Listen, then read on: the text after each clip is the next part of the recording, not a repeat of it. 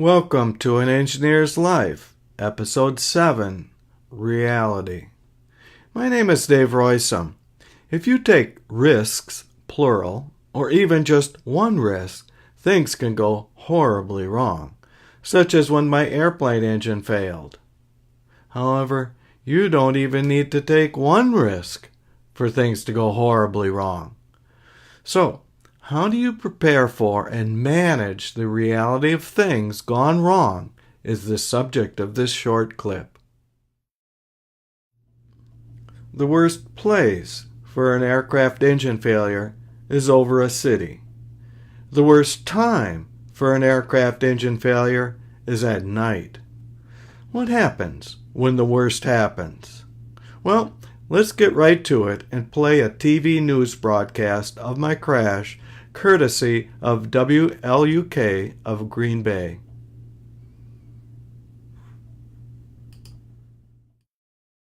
Other news tonight, a Neenah pilot had quite a scare tonight when he was forced to make an emergency landing after his engine failed him. The good news is the pilot was able to walk away from that crash without a scratch. And night team reporter Gary Horker is at the scene of the crash and joins us now live with the latest. Gary. Well, Kemi, I'm standing in the very end of Old School Road here in Neenah, and just here behind me is where this small experimental homemade aircraft finally came to rest after a harrowing emergency landing. But the pilot, a 40-year-old Neenah man, was able to walk away from the wreckage. Now, the pilot tells me he was coming back from a short trip to Sturgeon Bay. He was planning on seeing the fall colors, but he was also planning on landing the plane at Brennan Field, and that's about 5 miles from here. Suddenly, he says his engine died. He went down fast. He saw this road, and he went for it. Apparently, the engine quit. He found this pretty much deserted road, tried to put her down, and kind of ran off to the side, and things kind of went bad. Now, the pilot tells me off camera he is an experienced, skilled pilot, and there are good reasons to believe him tonight. Where he started his landing to my left, about 100 yards down, it's in between a residential area and a school area. He was able to avoid that. And the wing just behind me, he tells me, was completely filled with fuel. He was very, very lucky that he had the skill enough to set it down as gently as he did and avoid catching on fire. Now, I understand the NTSB and the FAA will be here come morning light to conduct their own investigation. Cammie? All right, we'll hear more from that tomorrow. Thanks, Gary Horker, reporting live from Neenah tonight. Not surprisingly, given the worst conditions for an engine failure, my airplane was totaled. Fortunately, I was relatively unhurt. Part of this was luck for sure, but part of this was being prepared, as we will see next.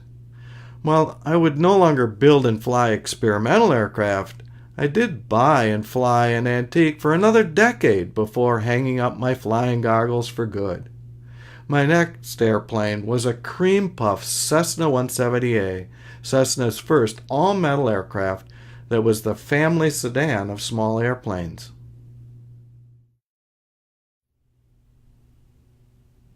So, how can you prepare for a failure like this? First, you learn to not necessarily try and save the airplane. A controlled crash into something soft is better than trying to make a challenging glide path and missing. Even more important is to regularly drill and practice engine-out procedures. You can expect that sometime during your regular FAA-required flight checks by an instructor, he or she will pull the throttle and say, "Engine out." You have a minute or so, depending on your altitude, to show the instructor what the shape of the rest of your life might look like. There are about a half a dozen engine-out procedures that are prioritized in a specific order. This should be second nature by regular drill and practice. As we've just seen, in rather dramatic fashion, planning and practicing for failure can save your life. It can also help salvage a career, should your choice of schooling or employment not work out. In short, have a fallback position. In short, plan well ahead for failure. Thank you so very much for listening to the story of an engineer's life. Stay tuned for the next episode where we will talk about balance. See you next time.